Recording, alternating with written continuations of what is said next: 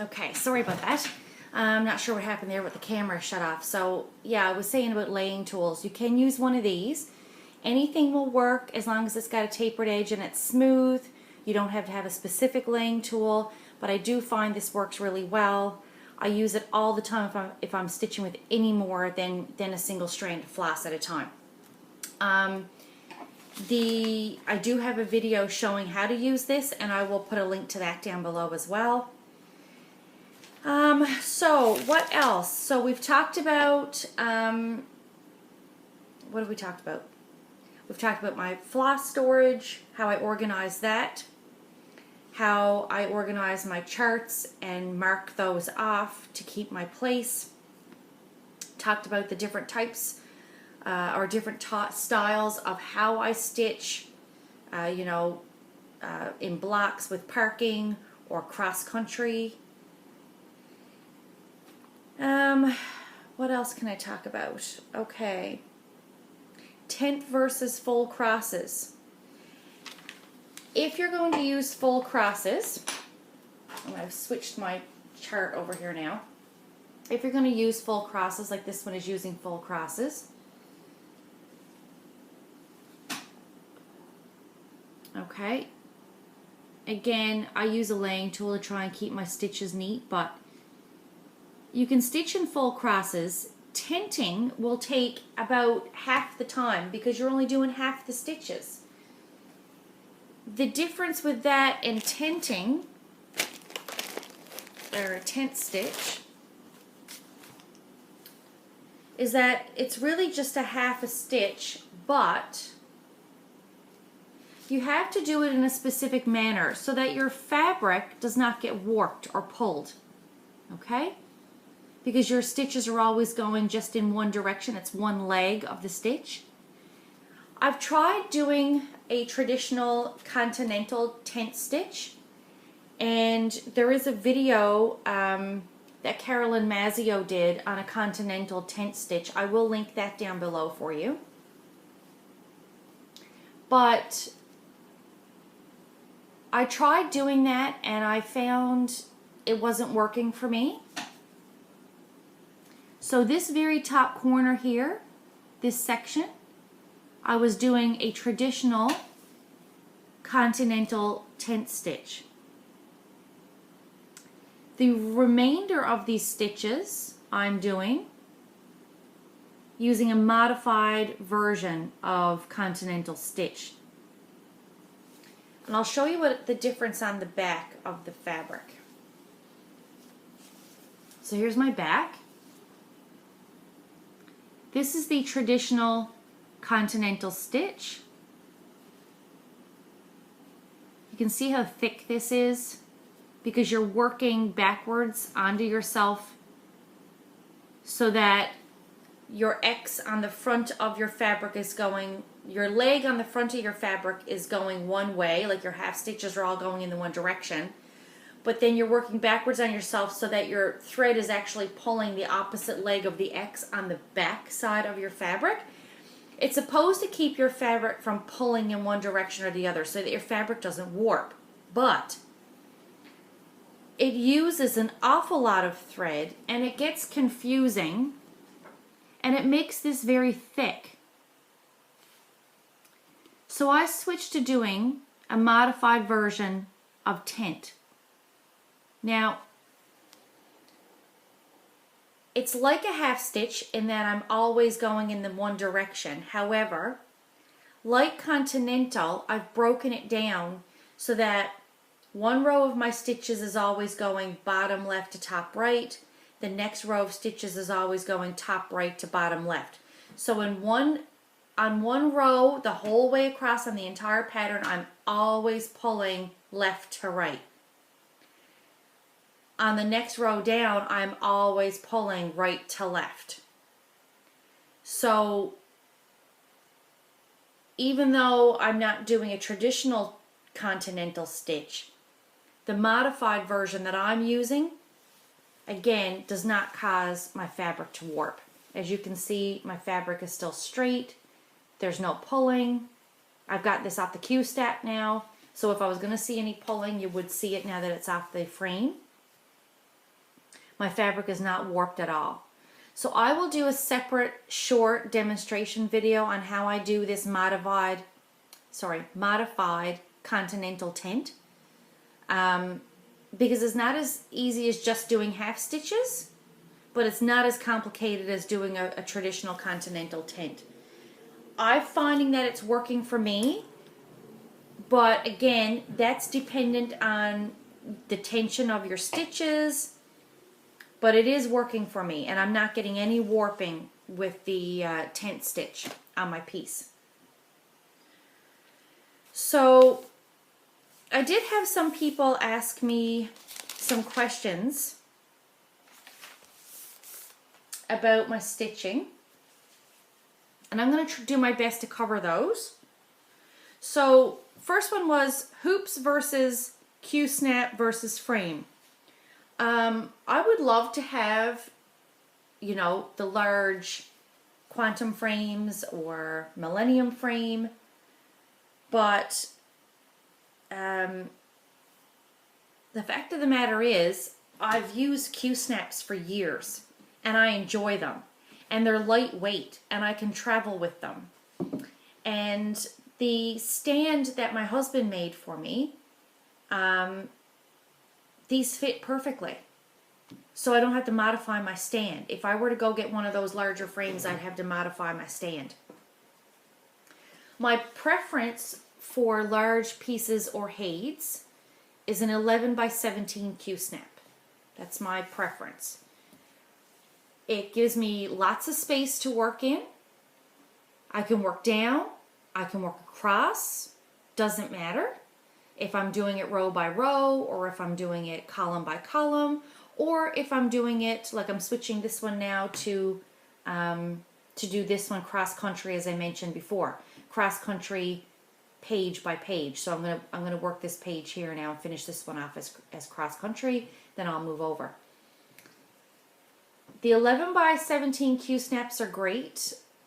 I put a grime guard around to protect my fabric. Haven't had any issues. I find the Q-snaps do not damage my fabric, and the tension is great. I can get really good tension on a Q-snap. It works fine with Aida. It works fine with even weave. I haven't had any problems with either. So at the moment, this is my preferred method of stitching, is a Q-snap.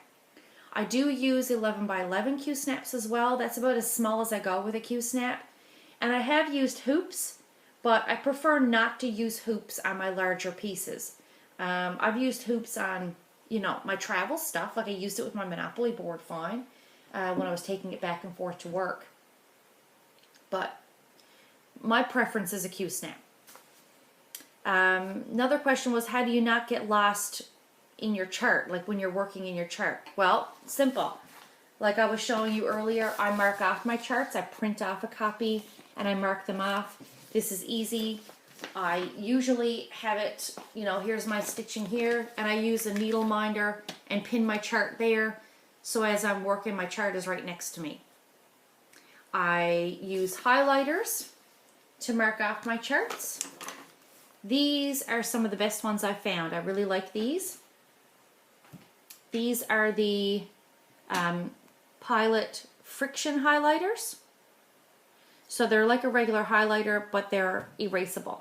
So if I happen to make a mistake on my chart and I highlight the wrong section or I highlight the wrong stitch, I can erase it and just, use it again. I use two different colors of highlighters. I usually use a yellow or a light orange or something to mark off where my parked threads are when I'm parking. For example, if I can find an instance of parking on this chart. So, for instance, on this page here, everything in orange has been stitched, everything in white is not stitched. These yellow stitches are where I parked, and that's where my hanging threads are. When I get those stitched, I'll color them in orange. If you're using an app like Easy PDF or Goodreader or something of that nature, you can do the same thing. You can highlight your stitches as you go so that you don't get lost in your chart. Someone asked me about gridding, whether or not it helps. They were interested in it. Again, I don't grid. I can see the usefulness of it, but I don't personally grid, so I can't speak to that. I have no expertise on gridding at all. I know the grid lines are put in where your grid lines normally fall on your chart. So I'll link a video down below about gridding. Yeah, because I have watched a couple, but I don't do it myself. Someone wanted to know if I had any tips for stitching on 25 count. To me, stitching on 25 count is no different than stitching on 18 count or any other count. You need good lighting, okay? I have some really odd vision issues. I don't need to wear glasses on a day-to-day basis. I do if I'm tired or if I'm recovering from a migraine, because my migraines really affect my vision. I only have proper vision. I only have vision in one eye. I'm blind in my right eye. I only have some peripheral vision in that eye. So I will get eye fatigue or eye strain easily if I'm working on smaller counts of fabric. So I'm very careful with that. The best thing to do is use really good lighting. I don't need to use a magnifier because my eye that I have my good vision in is nearsighted, slightly nearsighted. So when I'm close up to something, I can see it really well. But good lighting is a definite must. Good lighting, something that has a daylight bulb, like an OT light. However, you don't need to have an OT light. I don't have an OT light. I have a regular desk lamp that clamps onto my stand. It's a crafting lamp actually, and it has a magnifier in the lamp. Although I don't use the magnifier. It's there. It's nice to know I have it if I need it, but I don't use it. And I have a daytime bulb. I have an OT light bulb in that craft lamp. So I just went out, instead of spending the money on an OT light, I bought a regular, like, craft lamp with a magnifier for like 20 bucks or 25 bucks. And I bought an OT light bulb on sale at Michael's. I think it was like for 5 bucks or something. And I put the OT light bulb in that lamp. It works perfect. Haven't had any issues with it. It's amazing. So a good daylight bulb, good lighting, a magnifier if you need it. I know some people use these things called mag eyes. They're like like a magnifier glasses that you put on, and there's different lenses you can put in for different magnification. Again, I haven't had to use any of those. With 25 count, the only other thing I can say is that I typically stitch with one strand of floss. And this is going to lead into my next question. How do you start and how do you finish your threads? So, on 18 count fabric, or 16 count, or anything where I'm using 2 strands of floss, I use a loop method to start. And that's basically, what's the best way for me? If you don't know what a loop method is, I'll just demonstrate with this piece of floss. Okay, so here's your piece of floss, for example. I'm just going to use more than one strand, but that's fine. You're going to take your 2 ends of your floss and put them together to get 2 strands. It's not going to work. Let's try it this way. Okay, here's your piece of floss. You're going to put your 2 strands together and thread that through your needle so you have 2 strands of floss to stitch with. This leaves a loop on one end and your 2 strands, you know, the ends on the opposite piece where your needle is. I put this down through my fabric.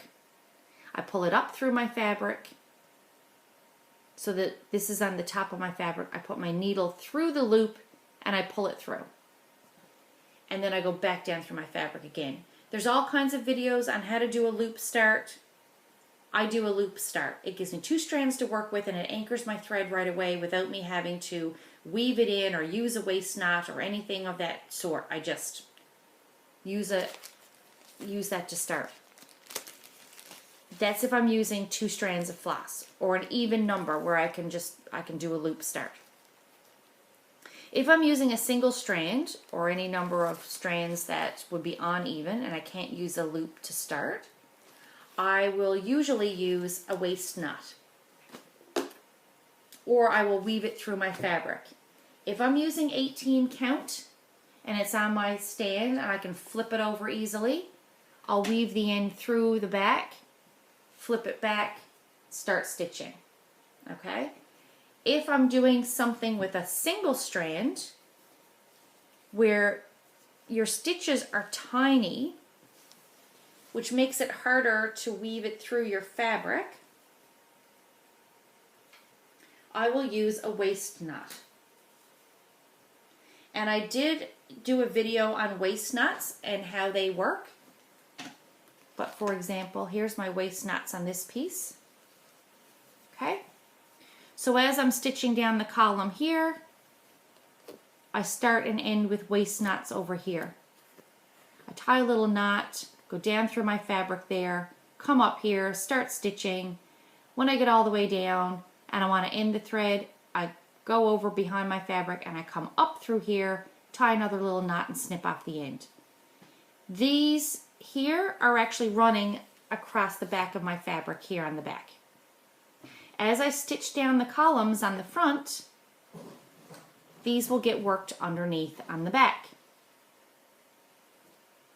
So same premise as running it underneath, only I don't have to flip my piece over, run it through, flip it back, stitch, flip it over, run it through to tie it off.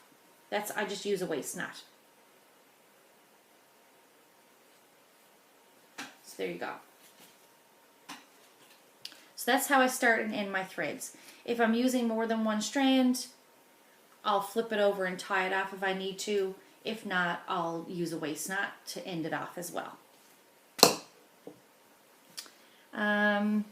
Best way to handle confetti stitches, someone asked me. Again, if you're stitching in columns and in rows and doing parking as you're going, that will kind of take care of itself. If you're doing cross country, personally, I found the best way to handle confetti is to use a moderate color that's going to show up in your chart first. Stitch that in so you have some stitches to kind of work from. And then I start with the color that shows up the least, that has the least amount of stitches, and end with the color that has the most stitches.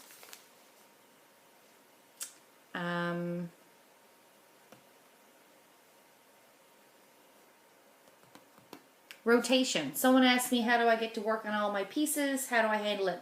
That's my rotation. I enjoy having a rotation. That also helps with me not losing my stitchy bug because I feel like I'm always working on something different. I don't work on a piece long enough to get sick of it. So, for example, I'll work on this for a week and then put that to one side. I'll take out another piece, work on that for a week, put that aside, take out the next piece, work on that for a week. Now, my rotation is not rigid. If I feel that I want more time on a piece, then I just won't switch it. I'll keep working on it for an extra couple of days. If I want to get a page finished, excuse me, or something like that. Like if I have a goal in mind that I want to finish, oh, this week I think I can get this page finished because I'm so close. And then I get to the end of the week and I haven't finished the page, but I've only got a few blocks left. I'll keep working on it until I finish it and then I'll switch. No big deal. The main thing is you have to keep this fun for yourself.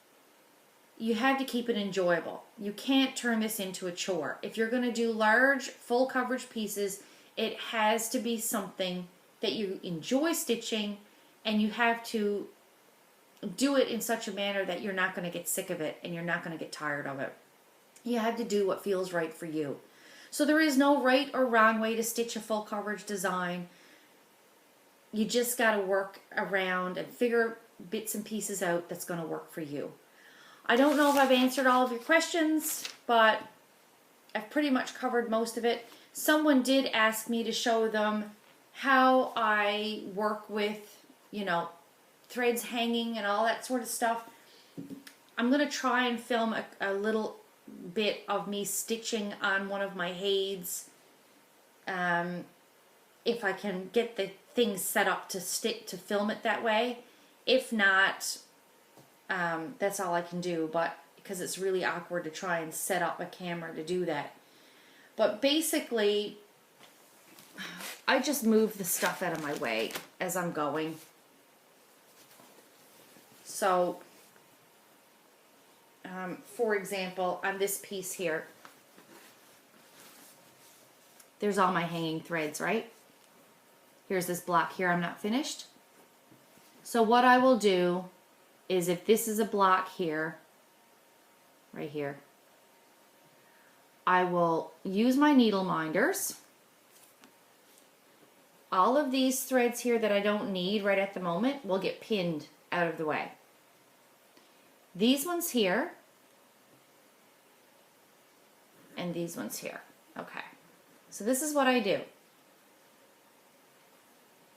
These get pinned over out of the way with my needle minder. These are tucked into my grime guard,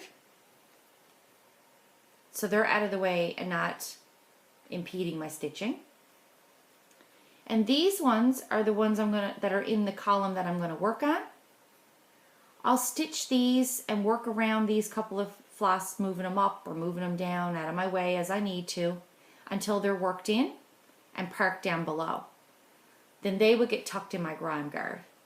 Then I would pick up the next set of floss from my needle minder, and I would work those ones in until they're worked in and parked, and I would put those in my grime guard so they're out of the way. Then I would pick up the next column's worth, separate them, pin these ones with my needle minder out of the way, work these ones in, and finish that column with any other threads, and park those ones out of the way. Parking is really something that it takes a little bit to get used to.